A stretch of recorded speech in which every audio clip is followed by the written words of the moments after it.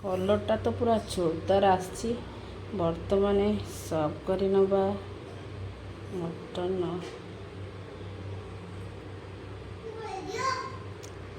बर्तमान देखु मटन झोल बर्तमान कंप्लीट हो जाए मोर रेसिपी मटन आलू स्टीम झोल केते सुंदर प्रणाली अच्छे आपण मैंने करूँ मो चैनल को सब्सक्राइब करूँ। नमस्कार।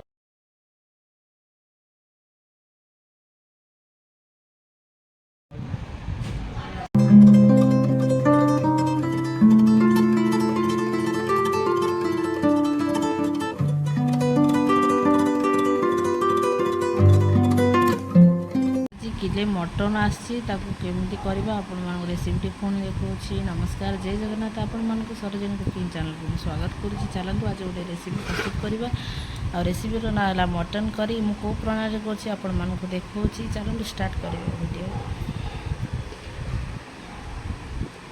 मटन गुड़िक देखो मैरिनेट करने कौन सब मसला सामग्री नहीं आपण मानक देखा। बर्तमान देखो गोटे प्लेट रे मटन सब रखीदबा। ड्राई मसला रे गुजराती लवंग और दालचीनी तेजपत्र पकाओ।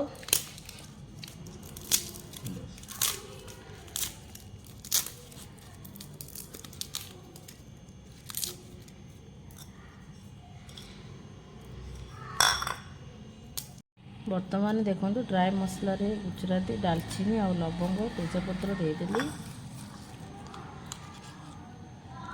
हाफ चम्मच हलदी पाउडर दबा और सोरिष तेल किछि दबा ताको मैरिनेट करी कि समय रखिबा।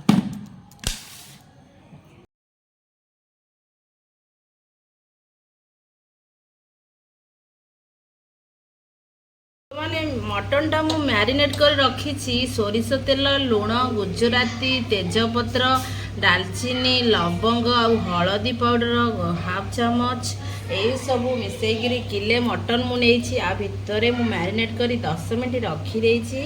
तापर देखंतु रसुण रसुण मु सब छड़े नहीं।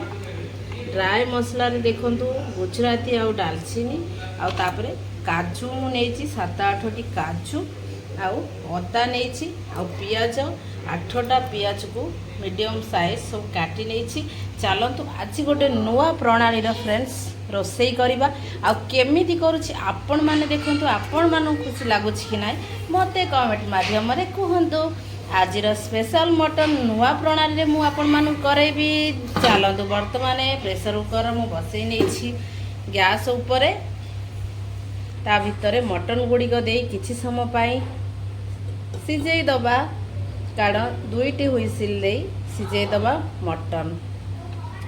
सब तो मटन मु अलग प्रकार रांधे आपण मैंने तो मोर लॉन्ग वीडियो रे आपण मैंने देखुथिबे। आ वर्तमान आज मु गोटे नुआ प्रणाली करी आपण मान करी देखैबी। वर्तमान प्रेशर कुकर बसई नहीं ता भितर मटन गुड़िक मु दे देबी। मटन गुड़िक वर्तमान मु दे दोछि प्रेशर कुकर रे। गोटे कप पानी वर्तमान मु प्रेशर कुकर रे दे देली और 2टी सीटी पर्यंत अपेक्षा करवा तापरे हुइसिल मारले काढ़ी दबा। वर्तमान देखो सुखिला लंका नौची पूरा देसी स्टाइल रे मु आज मटन करबी। तापरे अदा आउ रसुण काजूटा को मु अलग ग्राइंडर करबी। वर्तमान ग्राइंडर छार नहीं ता भितरे अदा गुड़िक दे दबा आउ सुखिला लंका किछि कटा होइतिबा पियाज माने गोटे पियाज तापरे रसुण सब दे दबा। चलतु वर्तमान ये सब ग्राइंडर कर नबा। ग्राइंडर करला परे तापरे देखो नेक्स्ट प्रोसेस केमिति मु करूछि। वर्तमान देखंतु 3टी बड़ साइजर आलू को मझिरू खंड करी खंड खंड करी वर्तमान मु आलू गुड़िक भाजी देवी कड़ाई रे। जेहेतु किले मटन से आलू तो पड़ा निहाती दरकार। मोटा मटन में बेसी भल पाए आप आलू न खाए पकेबे आपन बताए। बर्तमान आलू को भाजी दबा मीडियम करी मीडियम फ्लेम रे भाजी दबा।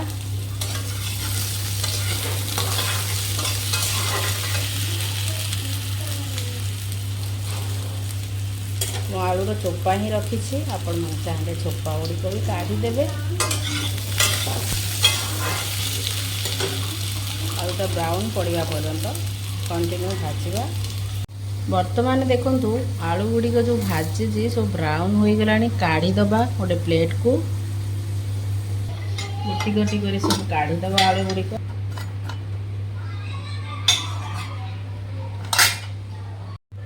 ବର୍ତ୍ତମାନ ଦେଖନ୍ତୁ କଢ଼େଇରେ ମୁଁ ସୋରିଷ ତେଲ ପକାଇଛି। ତାପରେ ଦେଖନ୍ତୁ ଡାଲଚିନି, ଗୁଜୁରାତି ଆଉ ଗୋଟେ ତେଜପତ୍ର ପକାଇଦେବା। ତାପରେ ପାନମଧୁରୀ ଗୋଟେ ଚାମଚ ପକାଇବା।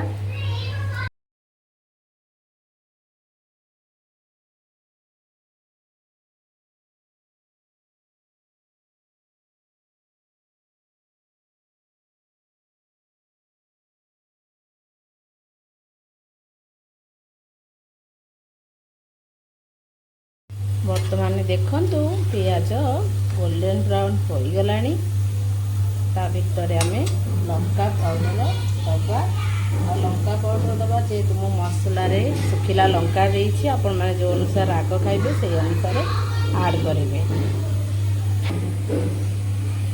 ଦେଖନ୍ତୁ ଏ ଯେଉଁ ମସଲା ସବୁ ମୁଁ କହିଥିଲି ଗ୍ରାଇଣ୍ଡର୍ କରିଥିଲି, ସବୁ ମିକ୍ସ କରି ବର୍ତ୍ତମାନ ତା ଭିତରେ ମୁଁ ଦେଇଦେଲି। ତାପରେ କିଛି ସମୟ ପାଇଁ ଧୀରେ ଧୀରେ କଷିବା।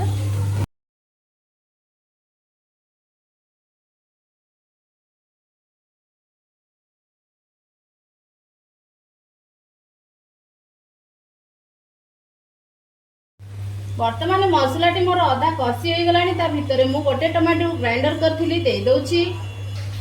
ବର୍ତ୍ତମାନ କଷିବା କଷିବା କଷି ଚାଲିବା। ବର୍ତ୍ତମାନ ଧନିଆ ପାଉଡ଼ର ଗୋଟେ ଚାମଚ ଆଉ ଗରମ ମସଲା ଗୋଟେ ଚାମଚ। ବର୍ତ୍ତମାନ ଆ ଭିତରେ ମସଲା ମୋର କଷି ହୋଇଗଲାଣି, ଦେଇଦେବା। ବର୍ତ୍ତମାନ ମସଲା ମୋର ହେଇ ଆସିଲାଣି। ଯେହେତୁ ଗରମ ମସଲା ପକାଇଦେଲି, ଆଉ ସେପଟରେ ଦେଖିବେ ମୁଁ ମଟନଟା ଯେଉଁ ସିଝେଇଥିଲି ପ୍ରେସରରେ 3ଟି ସିଟି ମାରି କେମିତି କ'ଣ ଦେଖନ୍ତୁ। ବର୍ତ୍ତମାନ ମଟନଟି ମୋର 75% ସିଝି ଯାଇଛି। ଆଉ ମୁଁ ପ୍ରେସରରେ ସିଝେଇଥିଲି ଦେଖନ୍ତୁ। ତା ଭିତରେ ଆମେ ଦେଇଦେବା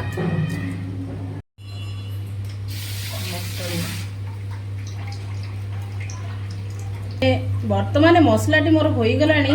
ଏ ଯେଉଁ ମଟନ ଗୁଡ଼ିକ ମୁଁ ତା ଭିତରେ ପକାଇ ଦେଉଛି। ସେପାରେଟ୍ ପାଣି ରଖିବି, କାରଣ ବର୍ତ୍ତମାନ ମଟନକୁ ମୁଁ କଷିବି ମସଲାରେ, ସେଥିପାଇଁ। ଦେଖନ୍ତୁ ବର୍ତ୍ତମାନ ମଟନଟି ମୋର ମୁଁ କଷି ଚାଲିବି ଜବରଦସ୍ତ ଭାବେ। ଆଉ ଲୁଣ ଦେଖନ୍ତୁ ମୁଁ ଯେତେବେଳେ ମ୍ୟାରିନେଟ୍ କରିଥିଲି ପକାଇଥିଲି, ପିଆଜରେ ବି ଟିକେ ପକାଇଥିଲି। ତାପରେ ଆଉ ଟିକେ ଜଷ୍ଟ ପକାଇଦେବା ଯେହେତୁ ମୁଁ କଷୁଛି। ବର୍ତ୍ତମାନ କାଜୁ ପେଷ୍ଟ ଯେଉଁ ଥିଲା ତା ଉପରେ ମୁଁ ପକାଇଦେବି। ଅଧା ମୁଁ କଷିଲେଣି। ବର୍ତ୍ତମାନ ଆଳୁ ଗୁଡ଼ିକ ପକାଇଦେବା, ତାପରେ କଷିବା।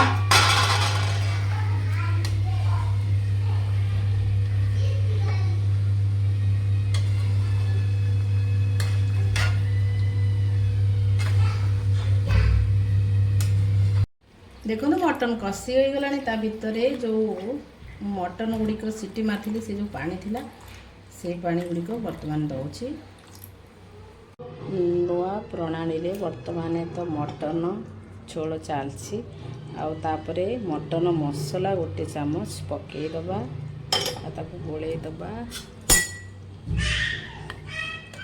ବର୍ତ୍ତମାନ ମୋର ମଟନ ଆଳୁ ଯେଉଁ ଝୋଳ ସବୁ କମ୍ପ୍ଲିଟ୍ ହେଇଗଲାଣି। ଦେଖନ୍ତୁ କେମିତି ତରକାରୀ ସର ପଡ଼ିଯାଇଛି ଆଉ ଏତେ ସୁନ୍ଦର ପ୍ରଣାଳୀ ହେଇଛି। ଆପଣମାନେ ଦେଖନ୍ତୁ ଭିଡ଼ିଓଟା ଆଉ ଏନ୍ଜୟ କରନ୍ତୁ। ଆମ ଚ୍ୟାନେଲକୁ ଟିକେ ସବସ୍କ୍ରାଇବ୍ କରିଦିଅନ୍ତୁ। ନମସ୍କାର, ଜୟ ଜଗନ୍ନାଥ। ଦେଖନ୍ତୁ ଏଇ କେତେ ମାନେ ସର ପଡ଼ିଯାଇଛି ଲେଗ୍ ପିସ୍ର।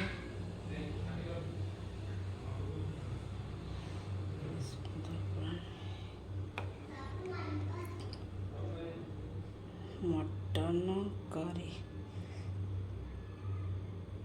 ମଟନ ଷ୍ଟିମ୍ କରି ଗୋଟେ ନୂଆ ଡିଜାଇନରେ ମୁଁ କରିଛି ମଟନ, ସେଥିପାଇଁ ମଟନ ଷ୍ଟିମ୍ କରି।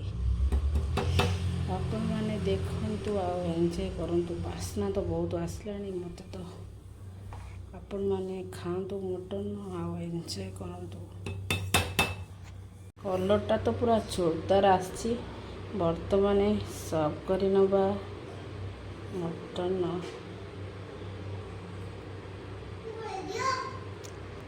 ବର୍ତ୍ତମାନ ଦେଖନ୍ତୁ ମଟନ ଝୋଳ ବର୍ତ୍ତମାନ କମ୍ପ୍ଲିଟ୍ ହୋଇଯାଇଛି। ମୋର ରେସିପି ମଟନ ଆଳୁ ଷ୍ଟ୍ରିମ୍ ଝୋଳ କେତେ ସୁନ୍ଦର ପ୍ରଣାଳୀ ଅଛି, ଆପଣମାନେ କରନ୍ତୁ ଆଉ ମୋ ଚ୍ୟାନେଲକୁ ସବସ୍କ୍ରାଇବ୍ କରନ୍ତୁ। ନମସ୍କାର, ଜୟ ଜଗନ୍ନାଥ। କେମିତି ଥୁଲଥୁଲିଆ ହେଇଯାଇଛି ଦେଖନ୍ତୁ।